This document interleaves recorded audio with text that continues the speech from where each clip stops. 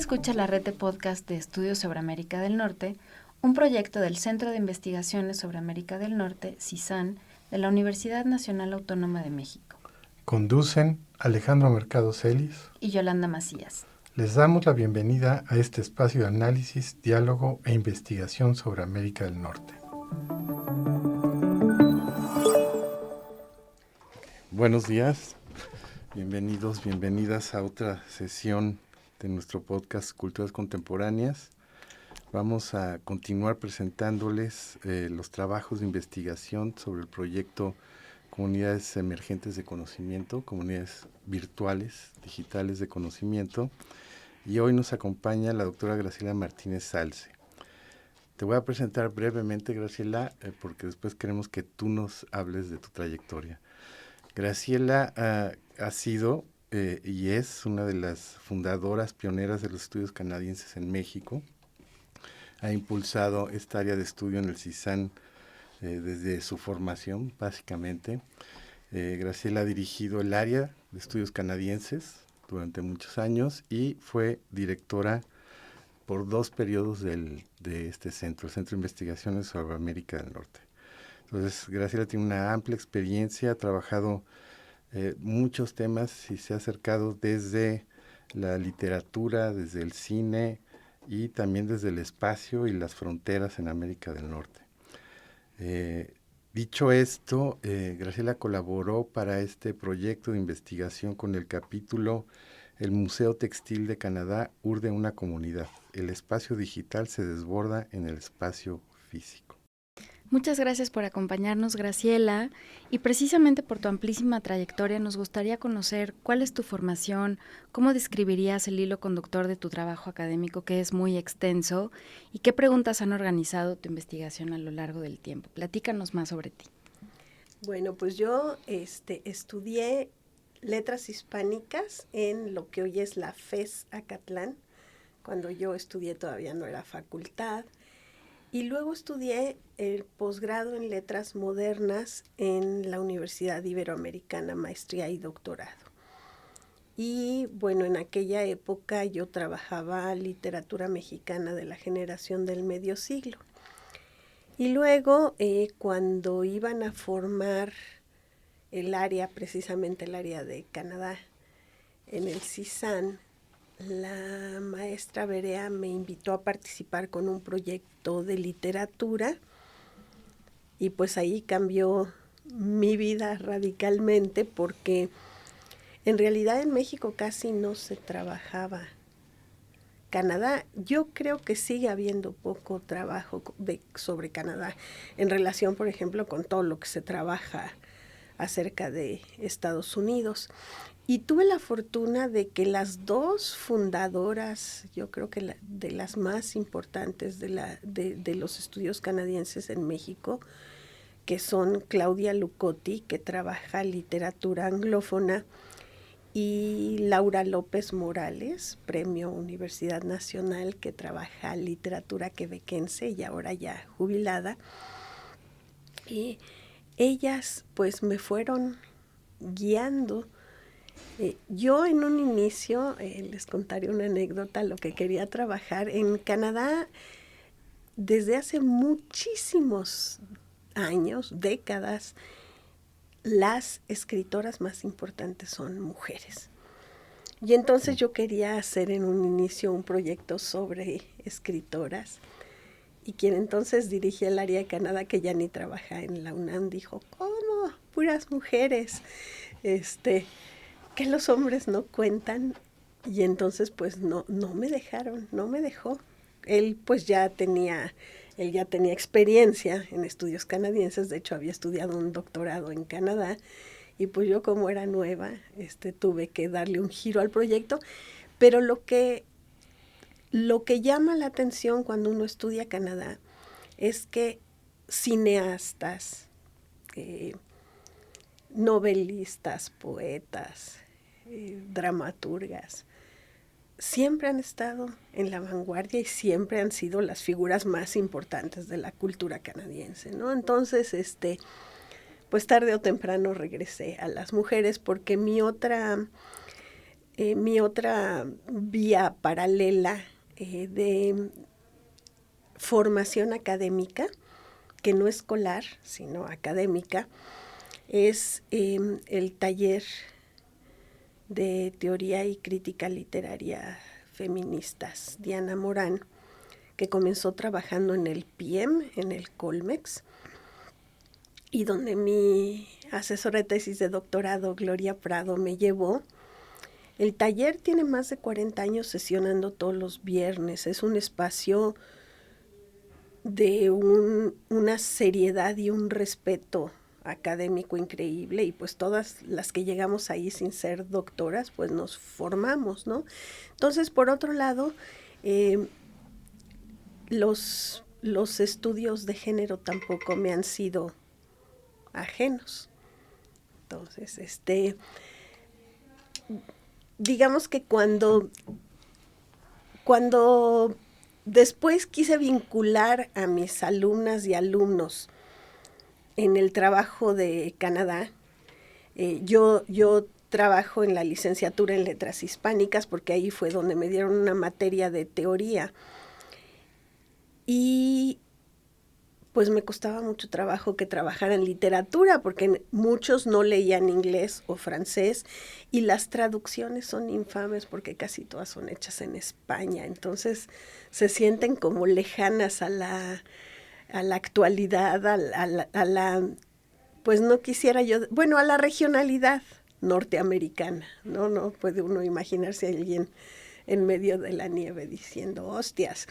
Entonces, me pareció que el cine podía ser un vehículo para vincular a las alumnas y alumnos a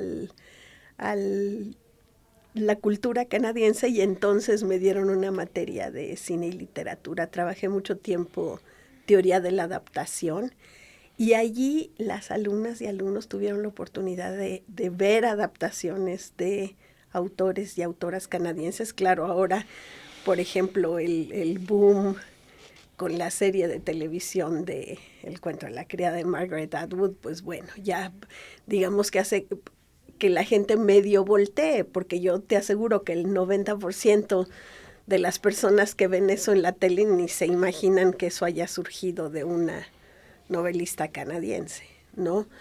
Y entonces, bueno, pues esas han sido mis líneas de investigación, la literatura y el cine. Y entonces, cuando se abrió el primer proyecto PAPIT sobre comunidades digitales, yo estaba muy perdida. De hecho, yo no tuve Facebook voluntariamente, sino porque me volví directora del CISAN y pues tenía yo que revisar los contenidos que se hacían para plataformas, y entonces ni modo.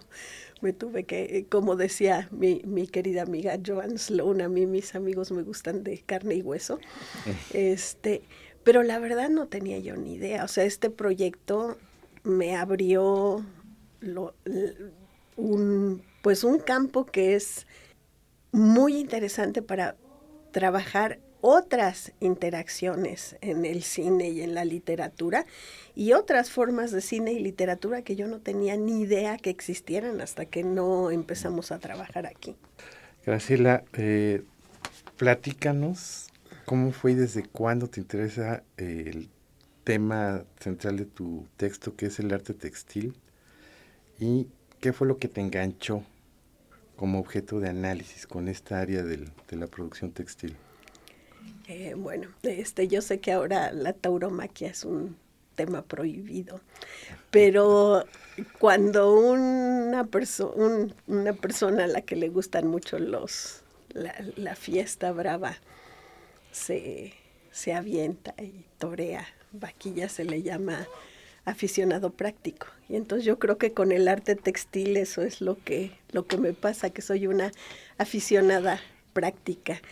En la pandemia me llamó la atención cómo muchos grupos de artesanos y artesanas pues estaban desesperadas por sobrevivir, porque pues, ¿a dónde salen a vender si no, si están prohibidos todos los lugares presenciales? Y entonces entré en contacto con 3 o 4 personas de Chiapas, de Veracruz y de Oaxaca, que tenían colectivos de tejido en telar de cintura, básicamente, trabajo precioso, y que vendían en Instagram, pero vendían de una manera muy especial, porque, por ejemplo, pues son trabajos costosos, porque son trabajos que tardan muchos meses en hacerse, y entonces, si a ti te interesaba una pieza, te decían, pues, vémela pagando, o si tú encargabas una pieza, te decían, vémela pagando, y así las personas recibían cada quincena un pago, y entonces lo que también es muy loable es que todo es a la confianza y a la palabra. O sea, una persona te da su cuenta de banco, tú le depositas, te manda una foto de cómo va tu trabajo y al final pagas tu mensajería, te llega a la casa, y así sobrevivieron muchos grupos. Entonces, lo que fue para mí fue como un descubrimiento de cómo jóvenes básicamente estaban haciendo arte textil en México, y cómo, pues, para sobrevivir vendían, es como una especie de tianguis virtual, vendían sus piezas en el tianguis virtual de Instagram. Y en cuanto descubrí que hay nichos importantes en donde las personas se juntan, o sea, no solo el Museo de Culturas Populares, donde hay ferias sobre, yo qué sé, el rebozo, el huipil, etcétera, sino espacios como en San Ángel, en el Museo Casa del Risco, donde una vez al mes también vienen muchos artesanos y artesanas, y construí amistades, sí, o sea, el Instagram me llevó a la vida real, construí amistades. Uno de ellos es Miguel Ángel Sosme, doctor Miguel Ángel Sosme, que está haciendo ahorita un postdoc aquí en el Instituto de Investigaciones Históricas sobre grana, cochinilla y añil.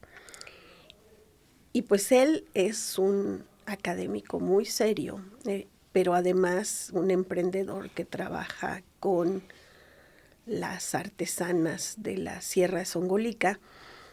Y entonces tiene un libro muy interesante sobre las mujeres y el mercado del textil, y cómo pues ha sido siempre un mercado pues despreciado, yo diría, no solo porque lo hacen mujeres, sino porque se consideran artesanías. O sea, nunca ha costado mucho trabajo que el arte textil se lea como un arte, a pesar de que hay autoras que dicen que los textiles son los textos que los conquistadores no pudieron destruir, ¿no? En toda América hay iconografías que tienen siglos y que siguen significando cosas similares, y entonces pues un huipil te puede narrar la historia de un espacio y de un tiempo. Y también hay innovación, o sea, hay jóvenes mujeres que piensan pues que sí, los huipiles ceremoniales deben seguir siendo así, pero que se puede dar otro uso a los símbolos, a los materiales.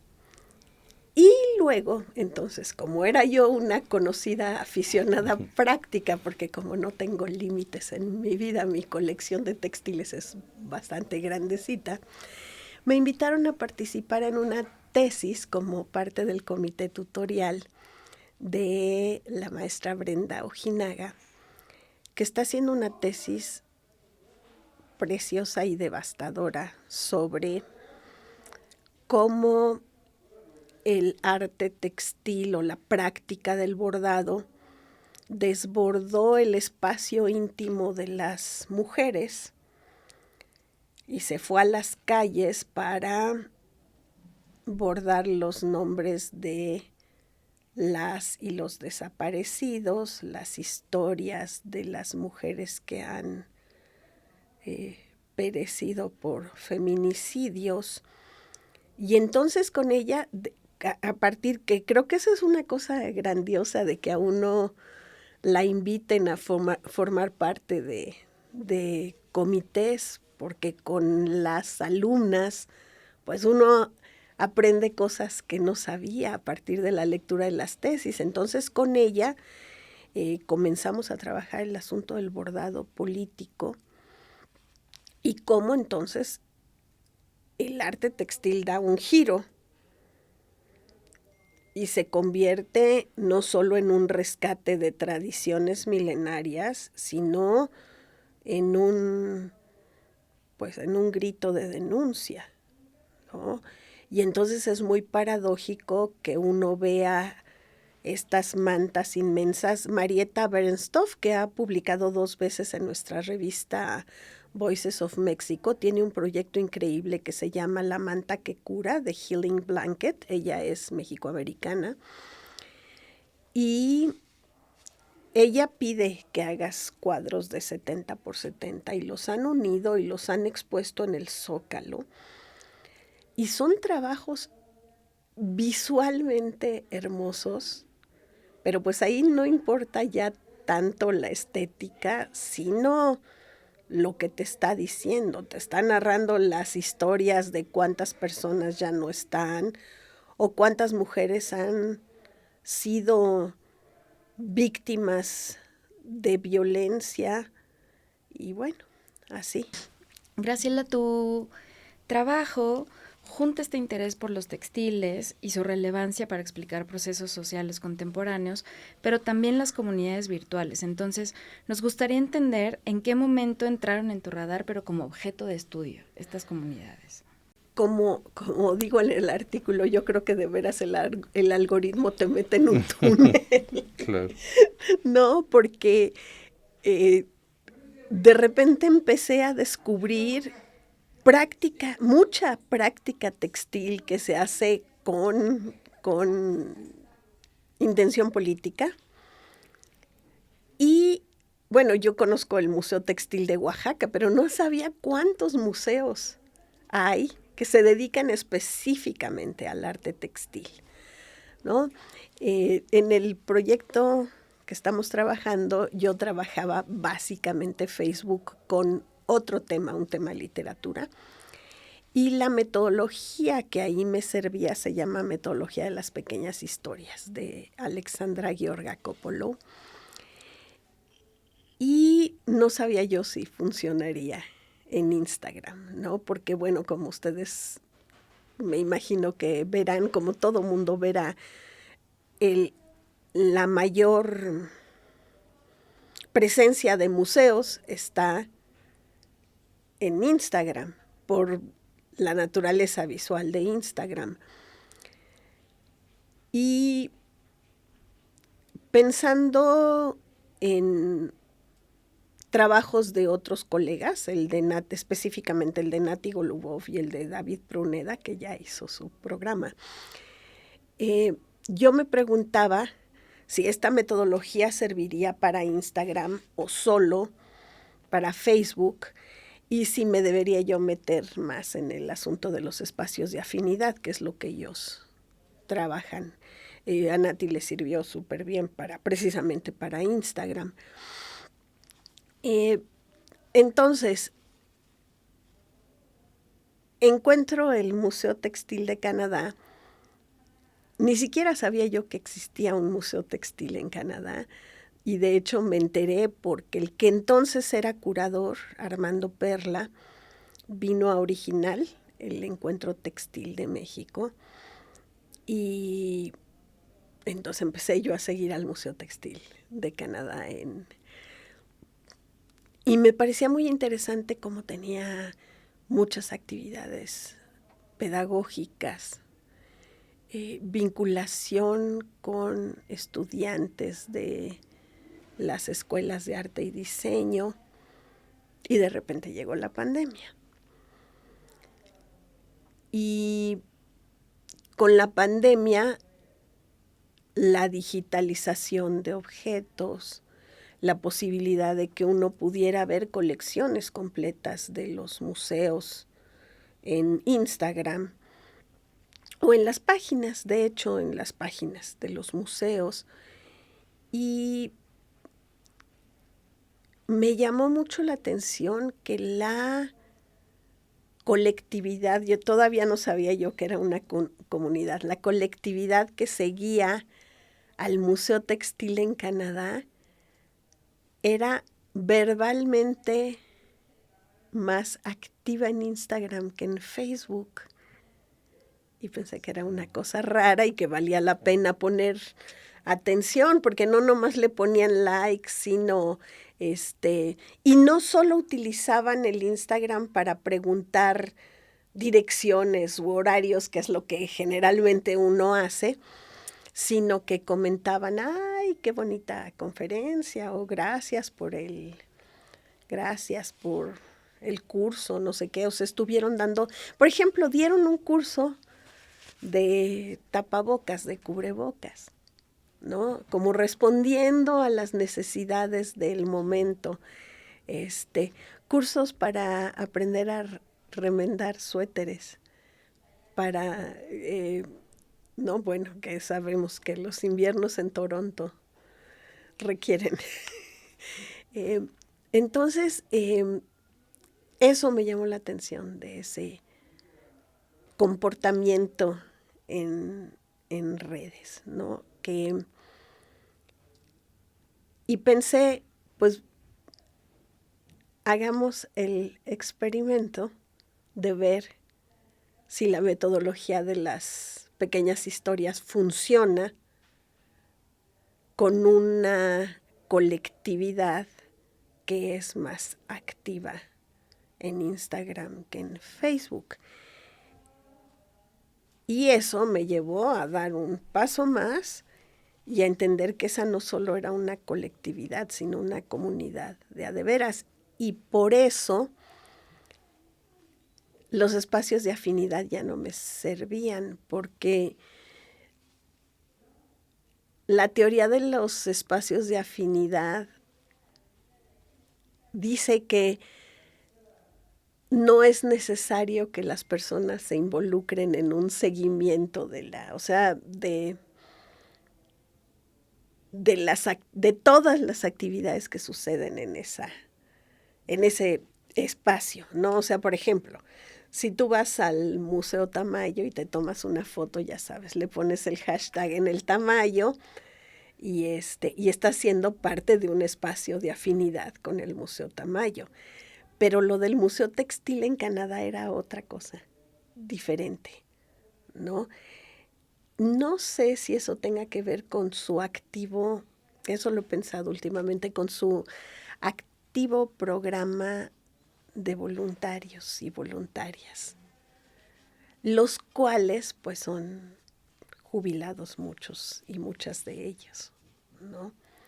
Entonces como que toca dos puntas etarias, o sea, las y los jóvenes universitarios y las personas que están ya jubiladas y se integran como voluntarias y voluntarios al trabajo del museo. Claro.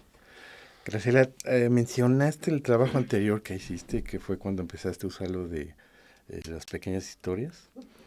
Me gustaría que nos mencionaras un poquito, porque ahí fue cuando tú entras por primera vez a identificar las comunidades virtuales. Entonces, si nos das contexto de ese trabajo. Sí, este trabajo fue porque yo quería hacer algo sobre literatura en redes sociodigitales, y como soy del área de estudios canadienses, pues tenía que ser algo sobre Canadá. Entonces me metí a revisar muchas comunidades, escritores y escritoras de ciencia ficción, escritores quebequenses, pero creo que esas también eran espacios de afinidad porque la gente entraba y salía. Y entonces encontré que existían dos comunidades que se llaman Canada Reads y Canada Writes, las dos auspiciadas por la Canadian Broadcasting Corporation, O sea que son grupos que no se formaron voluntariamente entre las personas, sino que son administrados por una institución cultural canadiense de muchísimo prestigio, ¿no? Canada Reads es una comunidad que surge a partir de un concurso que sucede una vez al año y donde se nominan primero 15 libros y luego al final 5.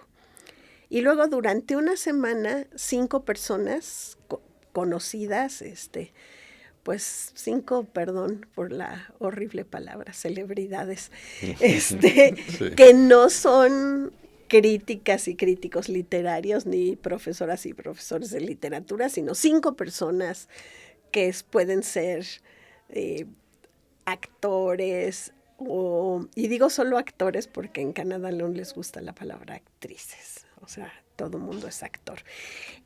Pueden ser deportistas,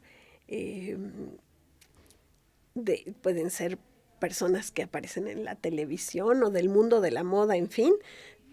Cada año hay 5 y cada una de esas personas escoge de las 15 novelas una novela y la defiende en un espacio exactamente como en una mesita redonda. Hay un moderador y cada persona defiende su texto y cada día dura 4 días, ¿no? Cada día se va echando fuera un libro. Esto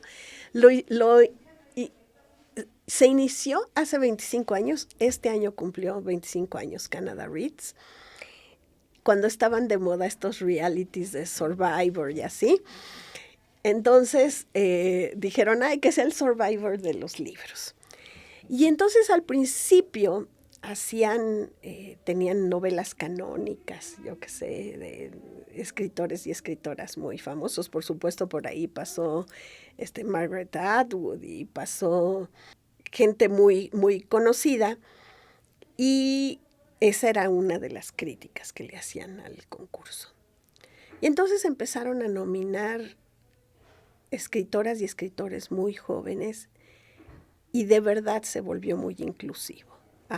Ustedes saben que Canadá es una sociedad multicultural, pero ello no implica que los hombres blancos no tengan privilegios y que las mujeres blancas no tengan privilegios sobre personas de origen asiático o afrocanadiense o de las primeras naciones. Entonces ha variado mucho el contenido de los libros, pero además abrieron este muro de Facebook que se llama Canada Reads, yo creo que desde el 2019, más o menos. Y entonces cuando ya va a empezar el concurso, suben las listas y la gente empieza a platicar. Durante la pandemia fue súper interesante porque las personas, por ejemplo, les decían a otras personas cómo podían hacer procedimientos para que las bibliotecas les mandaran los libros a la casa, dónde conseguir audiolibros para escucharlos de manera gratuita.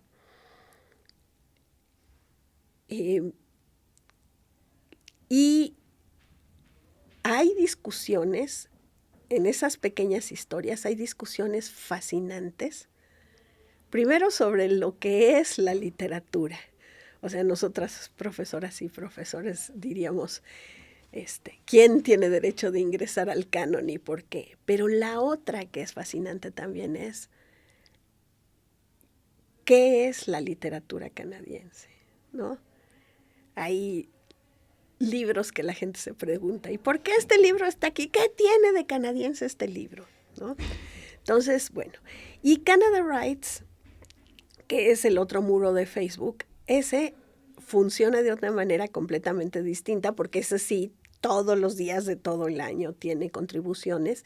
Y las contribuciones pueden ser, por ejemplo, que si tú eres un poeta, subes tu poema, puedes subir un poema ilustrado, puedes subir una foto de donde estás escribiendo y decir, a ver, yo escribo así, ahora tú cuéntame cómo escribes tú, ¿no?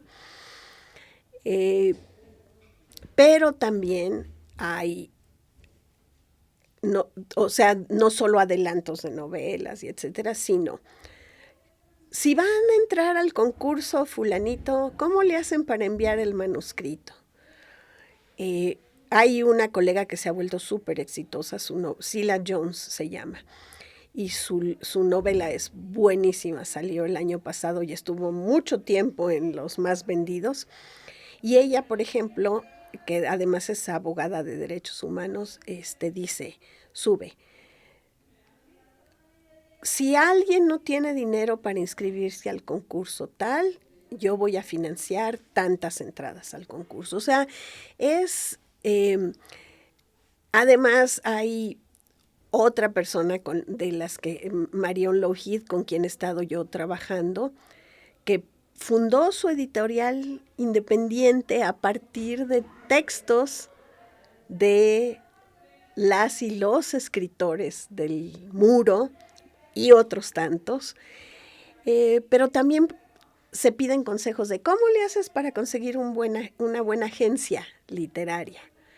O si tú decides autopublicarte, recomiéndenme una editorial que no vaya a ser fraudulenta, porque la vez pasada que me autopubliqué mi libro, no me ayudaron a nada y me quedé con 500 libros en el sótano de mi casa. Y entonces ahí las pequeñas historias pues tienen que ver con todo el proceso de hacer un libro, ¿no? Con la escritura creativa y luego la corrección de estilo, acercarse a las editoriales y luego publicar el libro y luego presentar el libro.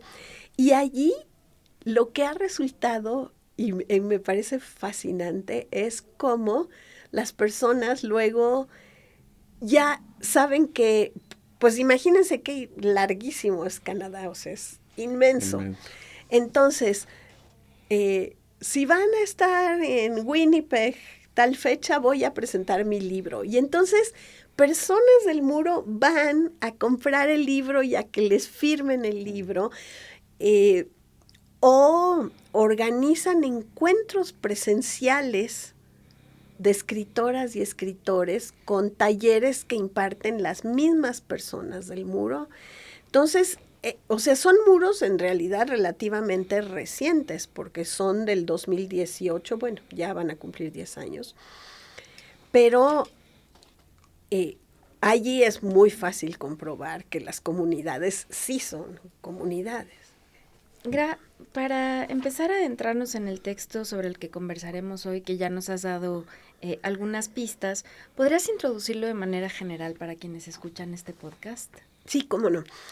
El texto es acerca de cómo, por cuestiones financieras, el Museo Textil de Canadá tuvo que cerrar sus puertas después de la pandemia, y cómo, a raíz de comentarios que la gente hacía, se decidieron hacer una campaña de donación para reunir $150,000 y poder reabrir el museo. Y cómo fue súper exitosa la campaña y pudieron regresar para reabrir durante el aniversario número 50 del museo, que fue en octubre del 2025. Ese es, digamos, el resumen en general. Sí. Y a ver, también sabemos que, porque nos cuentas, que tu primer encuentro fue aquí en la Ciudad de México con el museo. Entonces, si nos platicas ese encuentro personal con ese, y cómo se transfiere a un objeto de estudio.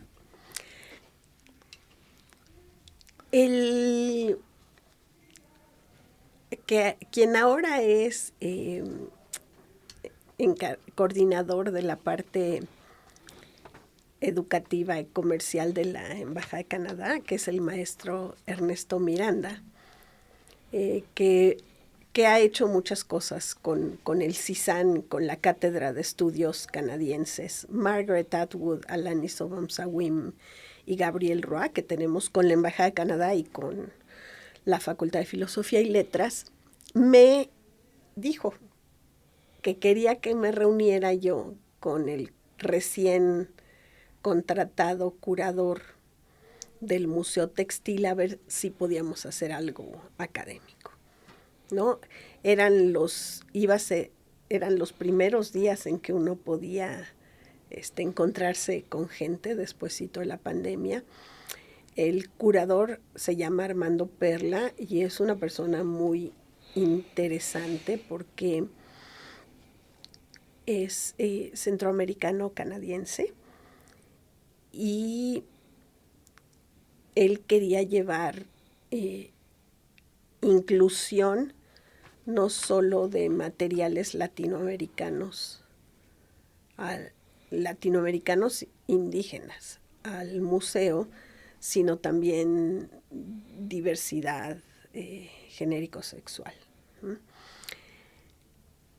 Y entonces nos vimos para platicar y yo le comenté que varios de mis amigos iban a estar en Original, entre ellos Miguel Ángel Sosme y Ara Ramírez de Yolotl. Y entonces, bueno, él fue para buscar piezas para el museo. Entonces, pues así fue. Claro, para él resultó fascinante. Yo no sé si las personas que están aquí han ido al encuentro textil de Original, pero es una cosa increíble y deslumbrante ver 1,000 personas que trabajan textil, cada quien de manera distinta, y ver cómo desde Sonora y Chihuahua hasta Chiapas, o sea, en toda la República Mexicana se hacen textiles diferentes. Y iba a haber una delegación canadiense ese año que estuvo en la pasarela, que eran diseñadoras de algún, perdón, pero no sé de qué pueblo originario de Canadá. Ernesto lo que me decía es que a él le parecía importante que yo me reuniera con ellos para que yo viera cómo para los pueblos originarios de Canadá el asunto de devolver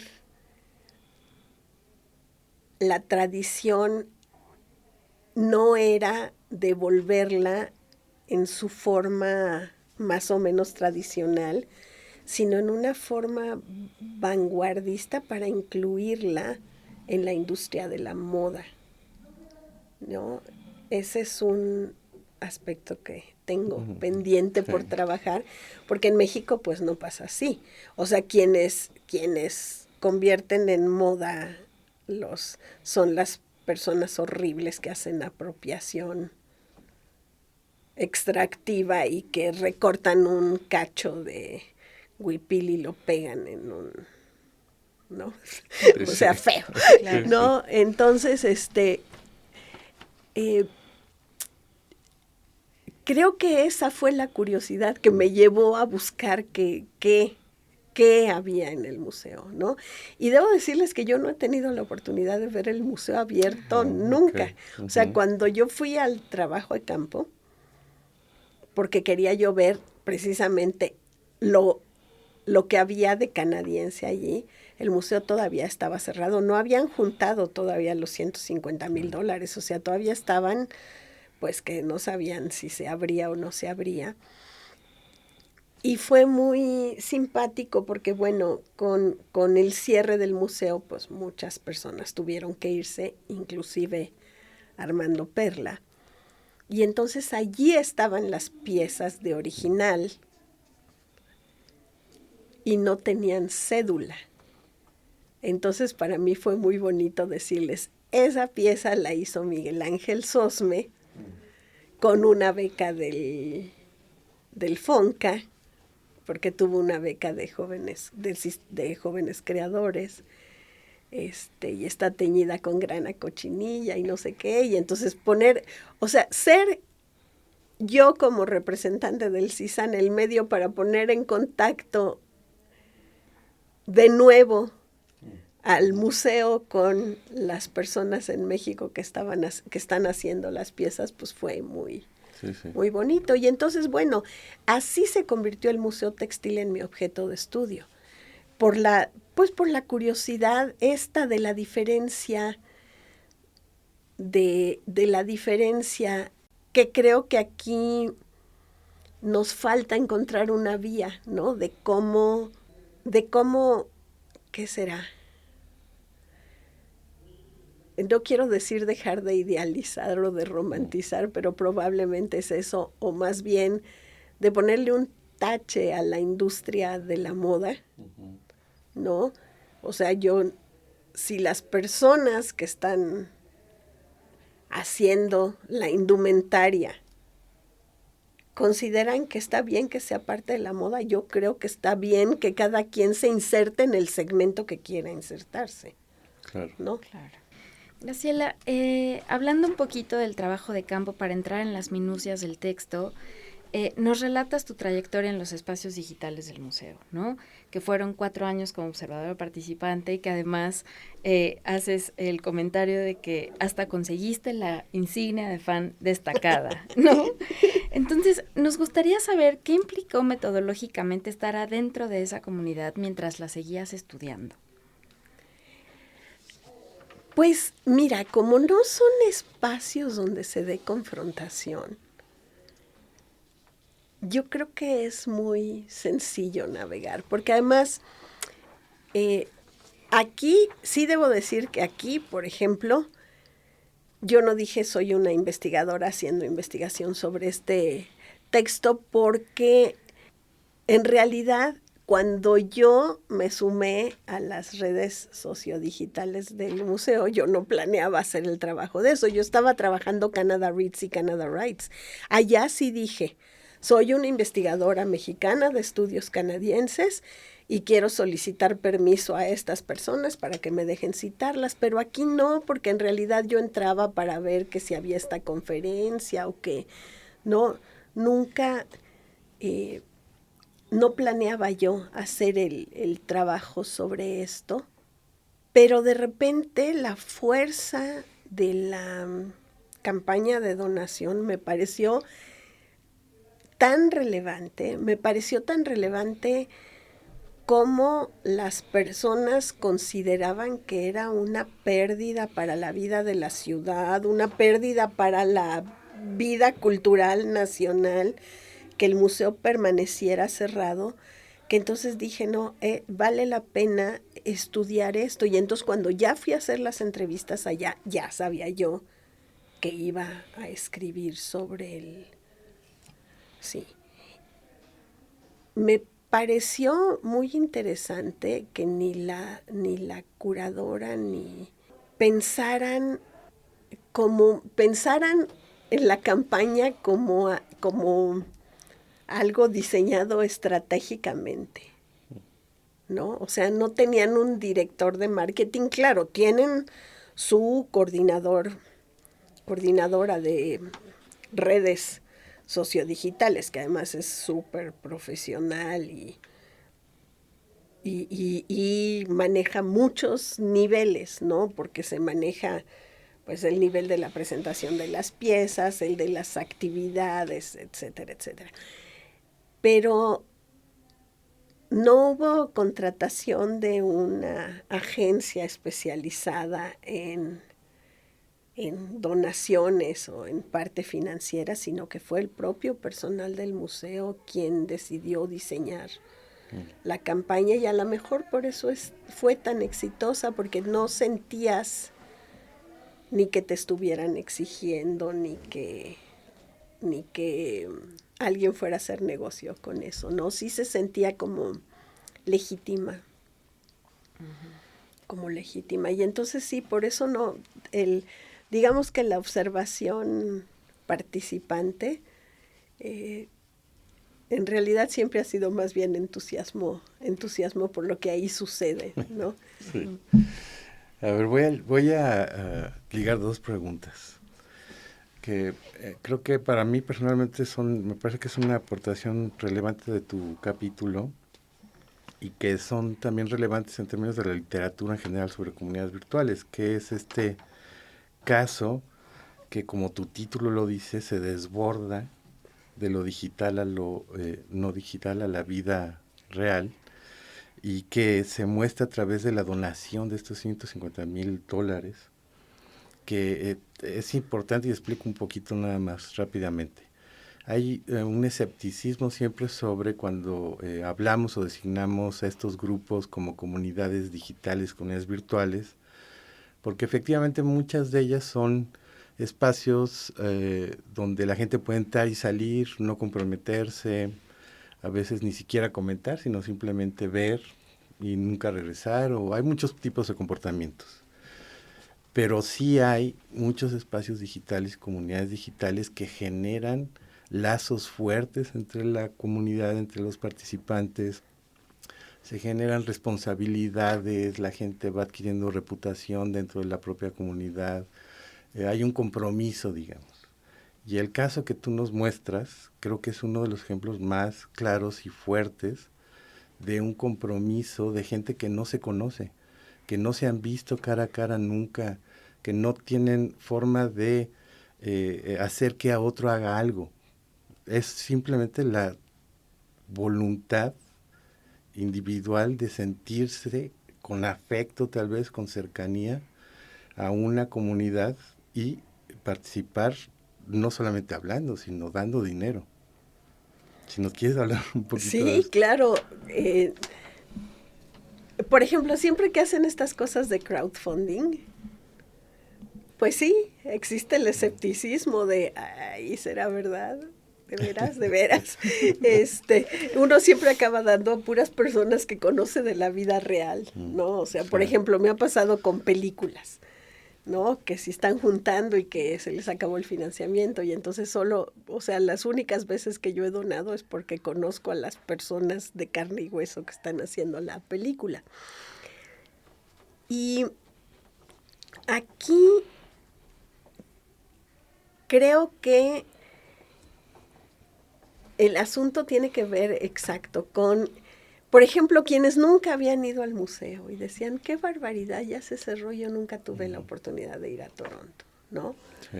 O quienes, en cambio, sí, y decían, ay, pues una vez fui y recuerdo. Se mezclan. Y es cierto, o sea, te comprometes a ser parte de esa comunidad en el momento en que dices, ay, me voy a convertir en miembro, por ejemplo, y cada año estás donando. Personas, por ejemplo, donan materiales para los talleres.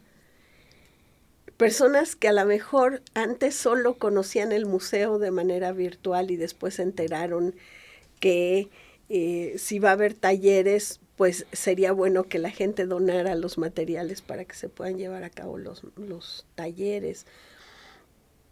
En las pequeñas historias que revisé, sí había una mezcla muy notoria de quienes no habían podido ir y de cualquier modo lamentaban la pérdida, y de quienes sí habían podido ir y querían regresar, ¿no? Muy probablemente tenga esto, digo, no llegué tan a fondo, pero muy probablemente sean las y los pobladores de Toronto contra quienes van de turismo a Toronto. Sí es notorio, a lo mejor también porque es un museo chico, no lo sé. Haya la diferencia con otros museos que son mucho más grandes y entonces pues allí cómo entras en contacto con, no lo sé, no, esta es una cosa que estoy aventurando en este momento. Pero sí la entrada y salida de lo virtual a lo presencial es muy notoria en este caso. Y el compromiso de las personas no solo las que pensaban regresar, sino de las que saben que no van a regresar y de cualquier modo les parece una pérdida lamentable la desaparición de una institución, la única en el país, porque no hay otro museo textil en Canadá. Este es el único museo textil que existe en Canadá. La pérdida de tradiciones. Creo que es importante que diga que este museo textil no es un museo textil que privilegia la presencia canadiense. O sea, aunque sí tiene, por ejemplo, tiene una sección de quilts, de colchas, Sí. y tiene una sección, yo no sabía eso, de alfombras que son de Nueva Escocia y esa zona de Canadá. Todo lo otro son artefactos del mundo. Por ejemplo, ahora están dando cursos de bordado palestino con charlas acerca de Palestina. Entonces, la comunidad no gira en torno a un grito nacionalista. En esta problematización del espacio físico y el virtual, me interesa pensar qué pasa con quienes, como tú nos señalaste, están lejos geográficamente o no tienen los medios económicos para llegar al museo, ¿no? Entonces no pueden hacer ese tránsito a la presencialidad. Más allá del proceso de recaudación, ya que pasó la crisis, ¿tú crees que estas personas que no tienen la oportunidad de conocer el museo, pero sí tienen un interés por los textiles, por ejemplo, son parte de la comunidad? Pues yo creo que sí, porque, ¿sabes? Ahora la colección está digitalizada. Entonces tú puedes revisar las piezas y sí son muy amables. O sea, si tú tienes una duda y les escribes, te contestan. De hecho, los correos dicen, pues te vamos a ayudar hasta donde podamos, ¿no? O sea, probablemente no te vamos a resolver todas tus dudas, pero hasta donde, o sea, les puedes escribir por correo electrónico, o les puedes escribir por mensaje a las redes. Entonces, creo que la digitalización también es importante. Claro, el asunto, bueno, creo que con cualquier artefacto o pertenencia de museo es que no es lo mismo la digitalización que la materialidad del objeto, ¿no? Y claro, en el museo hay un trabajo de curaduría en donde unos objetos están en relación con otros y etcétera, etcétera, y pues eso no lo tienes cuando revisas la pura digitalización, pero por lo menos sí se puede. Han publicado algunos catálogos, también puede uno acceder a los catálogos por correo. O sea, puedes, si quieres comprar libros, te los mandan. Pero hay cosas que no se puede, porque en su tienda no solo venden libros, sino que venden todos los materiales necesarios para que tú hagas tus propias. Bueno, eso es sí. particular, Y entonces, ¿no? sí, eso es particular, y entonces, pues, en ese sentido, sí, quien no pueda ir al museo, o sea, yo, por ejemplo, no vi la tienda, y tienen los fines de semana, por ejemplo, pueden organizar funciones de cine. Yo he estado presionando para que algunas de las conferencias que dan las pasen por Zoom. Pues no las pasan. ¿No les pasa? No las pasan. O sea, creo que están muy alertas y les interesa mucho el asunto de la presencialidad. Ya tuvieron la experiencia de que si la gente no va y puede tener todo en línea, pues el museo puede caer en desgracia y cerrar sus puertas. Entonces sí, en eso, pues, o sea, por ejemplo, en los Reels uno puede ver un fragmento de conferencia y así, Sí. pero no fomentan la participación. Interesante. Sí. Sí. Bueno, pues se nos está acabando el tiempo, pero hay dos cosas que quiero comentar. Uno es tus talleres textiles aquí en el CISAN, que han sido, creo que, muy exitosos. Yo conocí el trabajo de Yolanda, que también estuvo en uno de los talleres, me gustó mucho, porque sí es una sensación diferente el texto bordado a un texto en una camiseta o en un mensaje. O sea, creo que conecta ahí varias cosas, sí genera una sensación diferente. Entonces, un poquito más rápido de tus talleres. Y la otra es que me ha parecido muy importante tu participación. Bueno, Graciela es coordinadora del proyecto, junto conmigo y con la doctora Georgina Torres. Pero me ha parecido muy interesante tu participación porque tú vienes desde el mundo de las letras y de la Facultad de Filosofía y Letras. Y tus alumnas han sido muy relevantes en el proyecto, han hecho cosas muy interesantes, muy jóvenes, muy involucradas con las redes, con lo que pasa en los espacios digitales. Entonces eso no sé, me gustaría que invitaras a más personas que vengan de ahí, porque creo que, o sea, sí ha sido una contribución relevante que no es de los campos tradicionales que estudian esto, ¿no? De las comunicaciones y de otras disciplinas muy cercanas a los medios. Y desde las letras ha habido realmente objetos de análisis nuevos y formas de estudiarlos diferentes. Pues muchas gracias. La verdad es que yo sí quisiera que hubiera más alumnos de letras y te diré por qué. Acabo de recibir un correo de un colega que está tutoreando a una joven en mi alma mater. Y dos sinodales le dijeron que el fanfic no es literatura. Entonces, por supuesto, teníamos mucho material que, por ejemplo, Tess Gabriel, que es una experta en eso, nos dio. Entonces, yo pude decir a la alumna de allá, pues, cita estos libros para que vean cómo sí es literatura, la literatura, ¿no?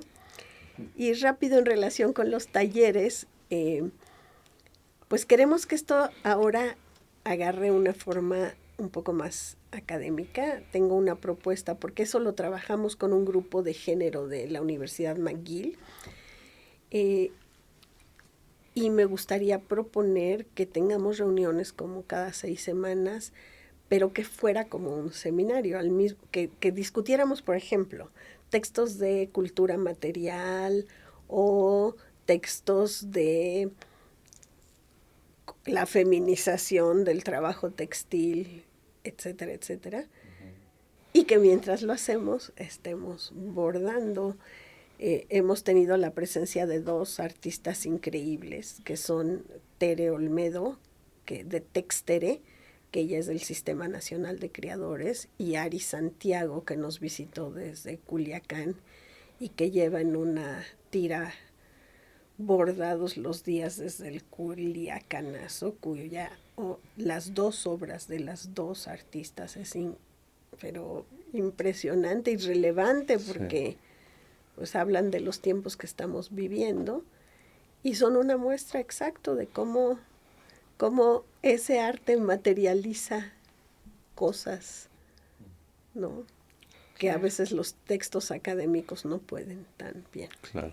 Finalmente, Graciela, ¿en dónde te puede contactar la gente si está interesado en trabajar estos temas, en unirse a los talleres? ¿Tienes un correo? Sí, salce, ZALCE, @unam.mx, y aquí en el piso 10 de la Torre 2 de Humanidades. Muy bien. ¿Y en dónde das clases, Graciela? Sí. Estoy dando seminario de tesis 1 y 2 en la carrera de Letras Hispánicas en la Facultad de Filosofía y Letras, y estoy dando un seminario taller en el posgrado en Ciencias Políticas, que trata temas muy abiertos de cultura, migración, frontera, bordado, etcétera. Y ese los martes en la tarde. Perfecto, pues muchas gracias. Terminamos, se nos acabó el tiempo. Gracias por estar con nosotros. No, gracias por invitarme. Y los invitamos que estén con nosotros en el próximo episodio. Y también avisarles que estas sesiones estarán ligadas a los capítulos del libro que vamos a publicar. Muchas gracias por acompañarnos y los esperamos en el siguiente episodio. La red de podcast de estudios sobre América del Norte es posible gracias al apoyo recibido de la DEGAPA al proyecto Comunidades Digitales Emergentes de Creación de Conocimiento con número de expediente IG 300-724.